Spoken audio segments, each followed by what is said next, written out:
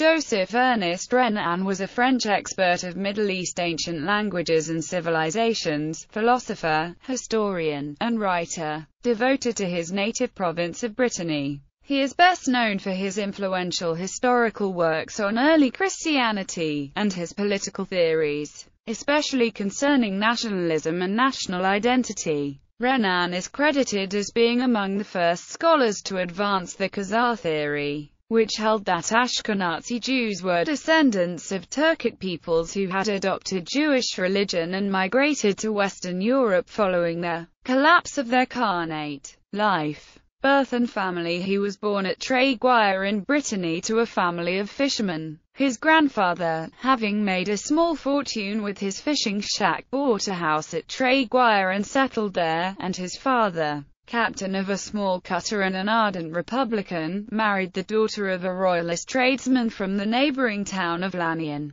All his life, Renan was aware of the conflict between his father's and his mother's political beliefs. He was 5 years old when his father died, and his sister, Henriette, 12 years his senior, became the moral head of the household. Having in vain attempted to keep a school for girls at Tréguier, she departed and went to Paris as a teacher in a young ladies' boarding school. Education. Ernest, meanwhile, was educated in the ecclesiastical seminary of his native town. His school reports describe him as docile, patient, diligent, painstaking, thorough. While the priests taught him mathematics and Latin, his mother completed his education. Renan's mother was half-Breton. Her paternal ancestors came from Bordeaux, and Renan used to say that in his own nature the Gascon and the Breton were constantly at odds. During the summer of 1838, Renan won all the prizes at the College of Tréguier. His sister told the doctor of the school in Paris where she taught about her brother, and he informed FAP Dupanloup,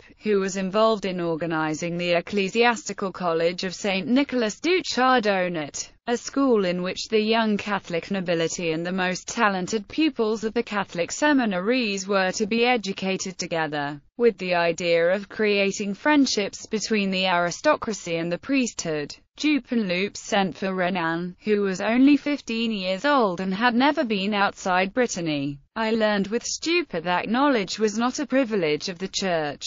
I awoke to the meaning of the words talent, fame, celebrity. Religion seemed to him wholly different in Tréguier and in Paris. The superficial, brilliant, pseudo-scientific Catholicism of the capital did not satisfy Renan, who had accepted the austere faith of his Breton masters." Study at Issy-les-Moulineaux. During 1840, Renan left St. Nicholas to study philosophy at the seminary of Issy-les-Moulineaux. He entered with a passion for Catholic scholasticism. The rhetoric of St. Nicholas had wearied him, and his serious intelligence hoped to satisfy itself with the vast and solid material of Catholic theology. Thomas Reid and Nicolas Malebranche first attracted him among the philosophers, and, after these, he turned to G.W.F. Hegel, Immanuel Kant and J.G. Herder. Renan began to see an essential contradiction between the metaphysics which he studied and the faith he professed. But an appetite for truths that can be verified restrained his skepticism. Philosophy excites and only half satisfies the appetite for truth. "I am eager for mathematics," he wrote to Henriette.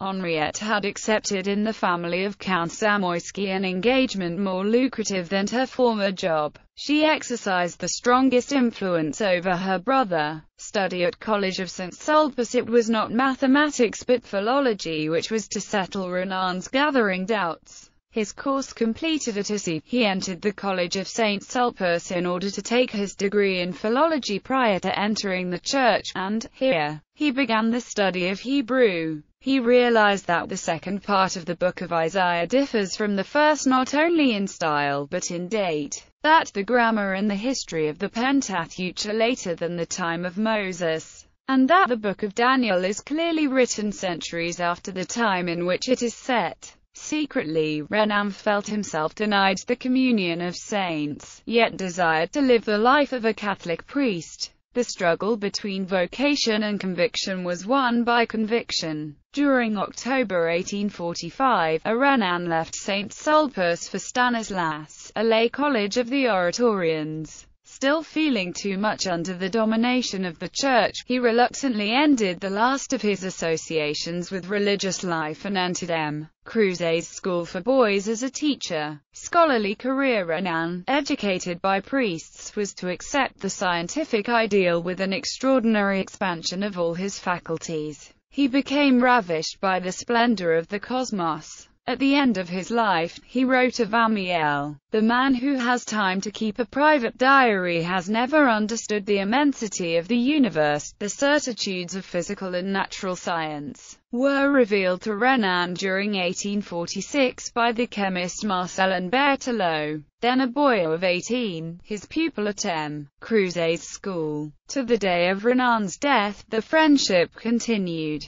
Renan was occupied as usher only during evenings. During the daytime, he continued his researches in Semitic philology. During 1847, he obtained the Volney Prize, one of the principal distinctions awarded by the Academy of Inscriptions, for the manuscript of his General History of Semitic Languages. During 1847, he took his degree as agrégé de philosophie, that is to say, Fellow of the University, and was offered a job as master in the Lycée Vendôme. In 1856, Ernest Renan married in Paris Cornelia Scheffer, daughter of Hendrik Scheffer and niece of Ary Scheffer, both French painters of Dutch descent. They had 2 children, Ary Renan, in 1858, who became a painter, and Noe Acute Mi, in 1862, who eventually married Yanis Icarus. Life of Jesus. Within his lifetime, Renan was best known as the author of the enormously popular Life of Jesus.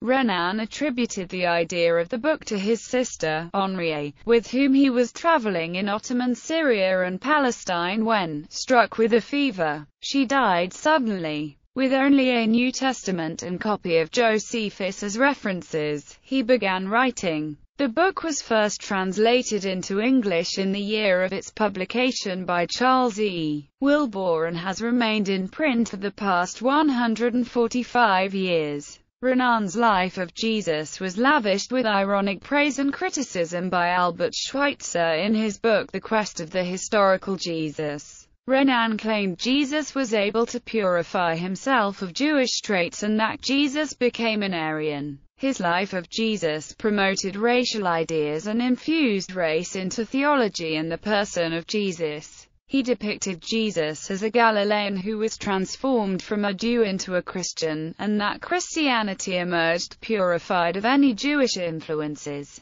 The book was based largely on the Gospel of John, and was a scholarly work. It depicted Jesus as a man but not God, and rejected the miracles of the Gospel. Renan believed by humanizing Jesus he was restoring to him a greater dignity. The book's controversial assertions that the life of Jesus should be written like the life of any historic person, and that the Bible could and should be subject to the same critical scrutiny as other historical documents caused some controversy and enraged many Christians, and many Jews were enraged because of its depiction of Judaism as foolish and absurdly illogical and for insisting that Jesus and Christianity was superior. Continuation of scholarly career. Social views. Renan was not only a scholar. In his book on St. Paul, as in the Apostles, he shows his concern with the larger social life, his sense of fraternity, and a revival of the democratic sentiment which had inspired L'Avenir de la Science. During 1869, he presented himself as the candidate of the Liberal opposition at the parliamentary election for Meaux. While his temper had become less aristocratic, his liberalism had grown more tolerant.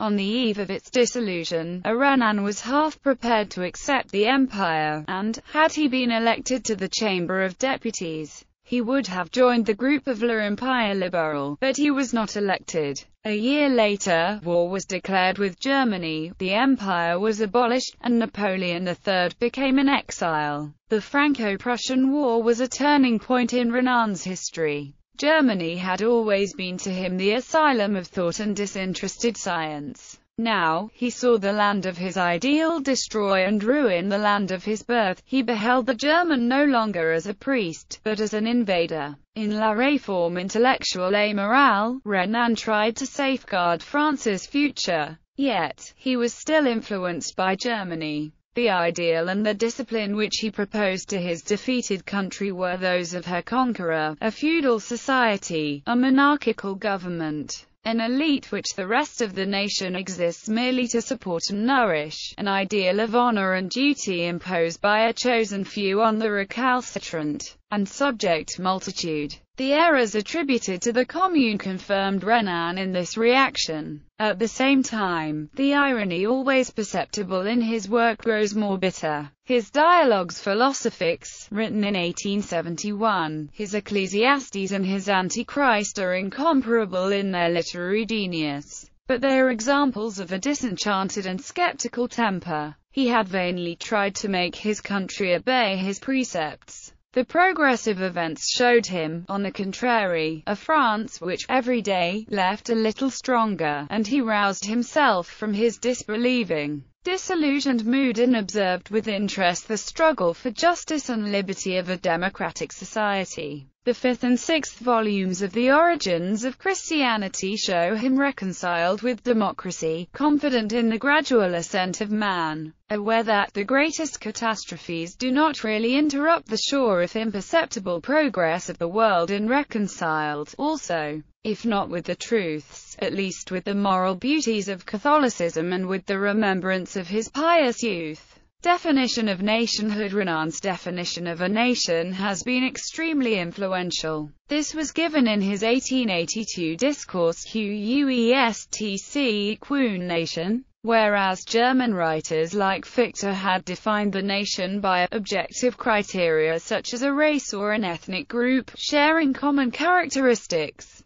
Renan defined it by the desire of a people to live together, which he summarized by a famous phrase, avoir fait grandes choses ensemble, valoir en faire encore. Writing in the midst of the dispute concerning the Alsace-Lorraine region, he declared that the existence of a nation was based on the daily plebiscite. Some authors criticize that definition, based on the daily plebiscite, because of the ambiguity of the concept. They argue that this definition is an idealization and it should be interpreted within the German tradition and not in opposition to it. They say that the arguments used by Renan at the conference "What is a Nation?" are not consistent with his thinking. Karl Deutsch suggested that a nation is a group of people united by a mistaken view about the past and a hatred of their neighbors. This phrase is frequently, but mistakenly, attributed to Renan himself. He did indeed write that if the essential element of a nation is that all its individuals must have many things in common, they must also have forgotten many things. Every French citizen must have forgotten the night of Saint Bartholomew and the massacres in the 13th century in the South. Renan's work has especially influenced 20th-century theorist of nationalism,